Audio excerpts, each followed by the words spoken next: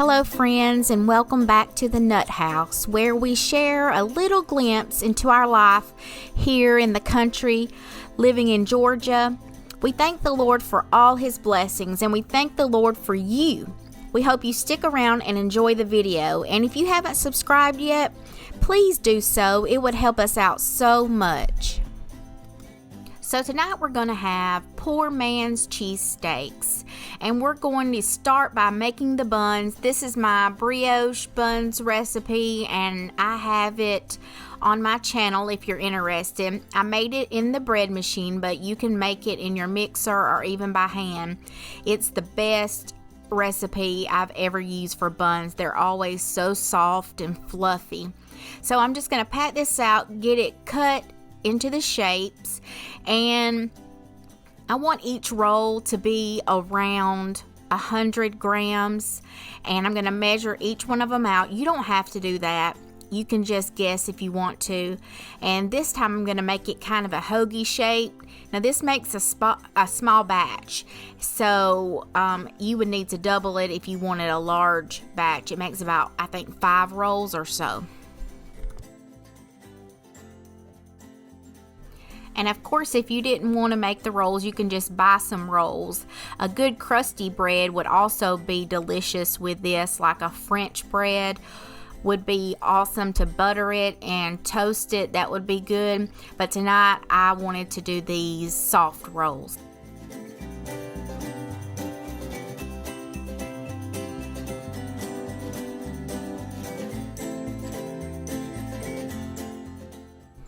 One good thing about using the bread machine is really all you have to do is dump the ingredients in, look at it to make sure that it has enough water or it has enough flour, make sure it kneads correctly is what I'm trying to get at, and then you walk away and it does the rest for you. That's why I like it so much. And typically I don't buy buns. Normally I just make them because it is so easy. You can get a bread machine from the thrift store for $5 to $10, or even on Facebook Marketplace. Those are good deals as well. But of course you don't have to have one, but it is nice to have, especially in the summertime. I'm going to make these rolls into a hoagie shape like I said before, and all I'm doing is trying to roll it so that the seams disappear. That way when they bake, they don't come apart or come undone.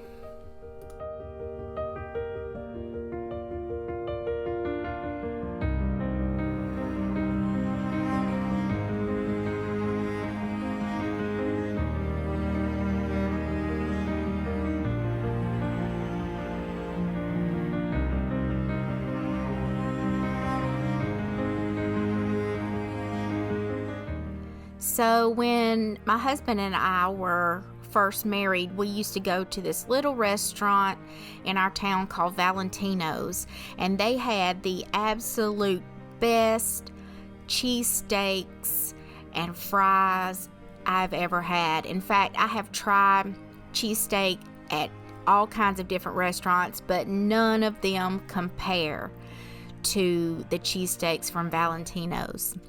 I'm going to start by cutting up some onions here. These are some little onions from the garden that didn't grow very big, so I want to get them used up first before I use any of the bigger ones up. So we're just going to slice these up. You can use a Vidalia onion. That would be really good.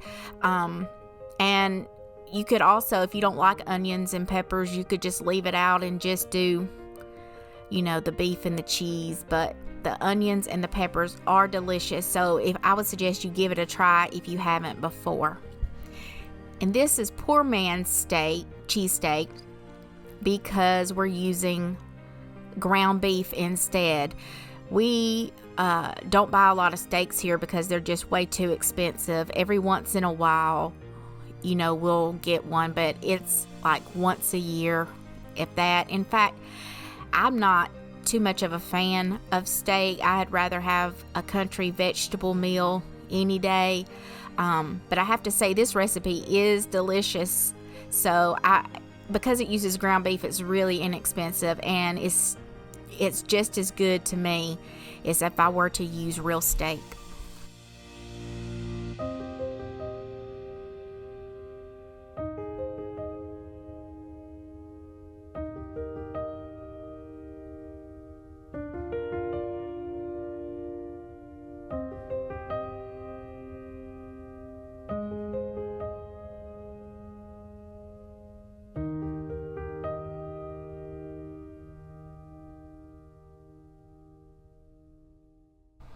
It was so sad when that little restaurant closed, but as expensive things are now, we probably wouldn't be able to go anyway, because now you can't even go to Chick-fil-A without it being $40 for 4 people.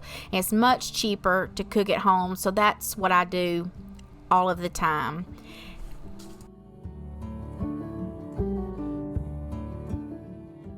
If you're new to cooking or you're a new homemaker, then this is a really good recipe to start off with. It's super easy and super delicious, and I hope to inspire the young ladies that are just starting out, or even those that have very limited experience in the kitchen, to go ahead and try your best. Try some of these recipes out and see how you like them.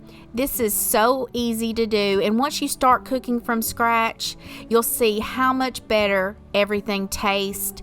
It's just so much better than if you were to buy the steakums or whatever they are at the grocery store, or even the pre-made meals that you get in the frozen section. They're never as good as homemade scratch from scratch food.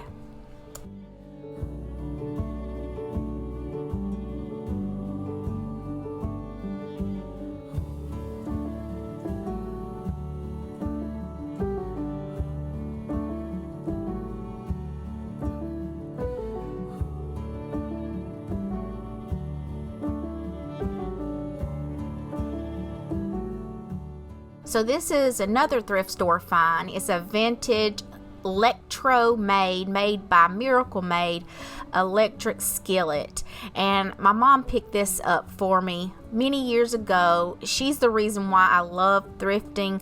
Every time we go to town, even to this day, we go to at least one thrift store. She loves it and I love it, and we always have such a good time. So in this skillet, I'm going to add some olive oil and a few tablespoons of butter so I can cook down the onions and the garlic. And then I have some peppers that I froze from last year. We're going to add those in for our strips of pepper. I always, when I pick the peppers, I'll either freeze them into strips or into dice pieces for later.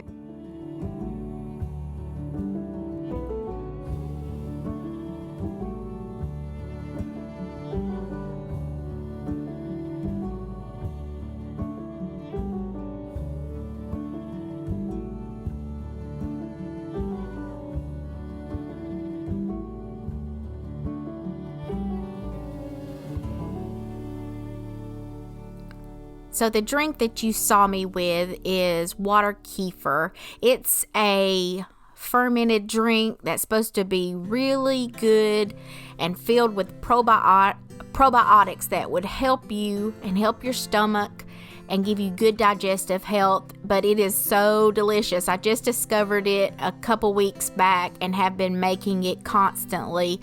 I add some grape juice into the second ferment, and it gets nice and bubbly, almost like a soda.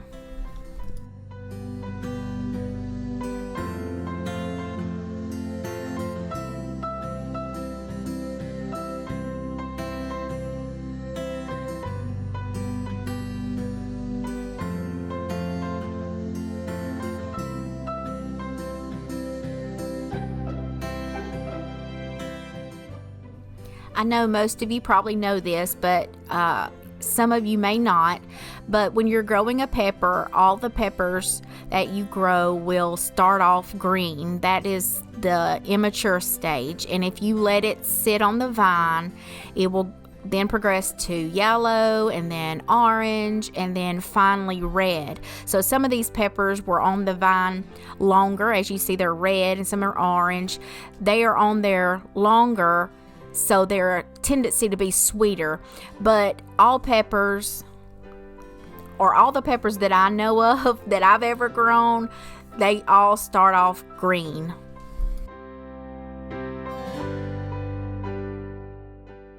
The only reason I'm telling you this is because I've had so many customers who are buying peppers want to buy red peppers or do I sell yellow peppers. In reality, if you just leave them on the vine, they will turn that color.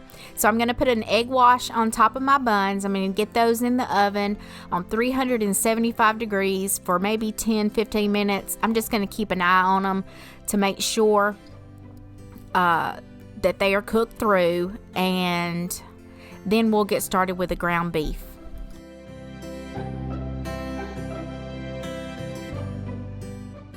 So here I have 2 pounds of ground beef. Of course, if you need more, you can double this, or if you just need 1 pound, you can do that as well. We're going to go ahead and get this sauteing in the pan, and I want to cook this until I get some caramelized little bits on it, and that to me just gives so much flavor than if you were to just cook it until it was just done and it was kind of gray. If you'll just wait until it crisps up a little bit and gets brown around the edges, that is so much more delicious.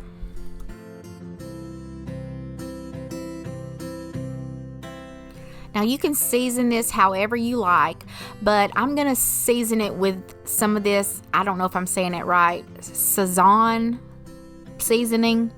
Sazon, I don't know how you say it, but we're going to do 2 packs because we're using 2 pounds of ground beef. I use this seasoning when I'm making chopped cheese sandwiches, which is kind of similar to this, except for you cook an onion and let it get caramelized inside the beef.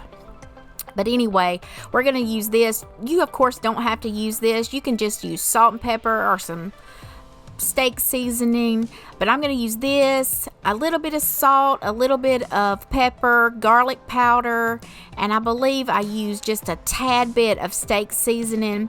You can flavor this however your family likes beef, but definitely add some seasoning in so you can have some really good flavor in the beef.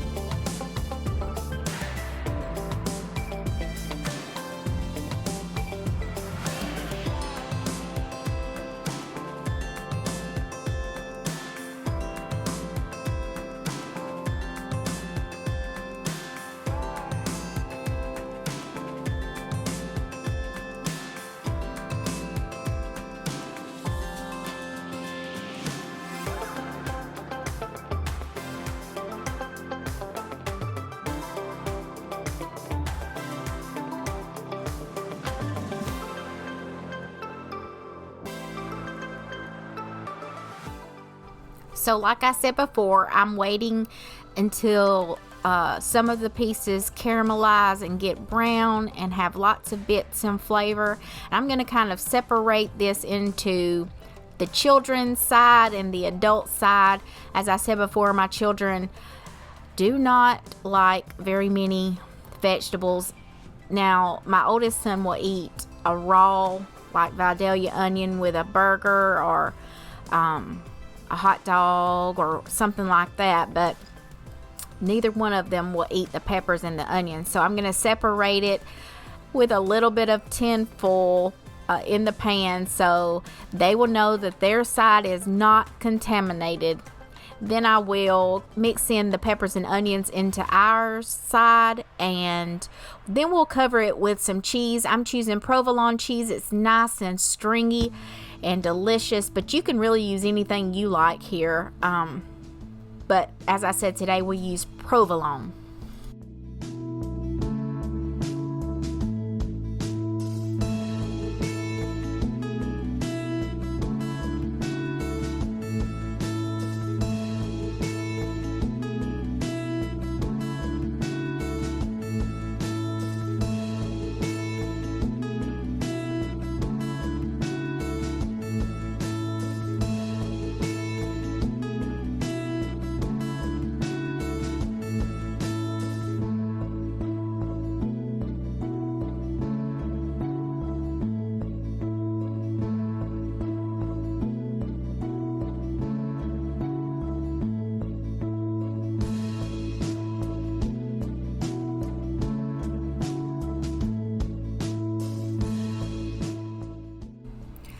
So I'm going to add the rest of this pack of cheese because it needs to be used. It's already open. So we're going to put all of this on it and let it melt. And some of the leftovers I'm thinking I might turn into a Philly cheesesteak pizza. That sounds really good. I may do that tonight. But anyway, you put whatever cheese you like, and if you eat the cheese whiz or whatever you call that, melty cheese, you can also use that. It probably would be very delicious.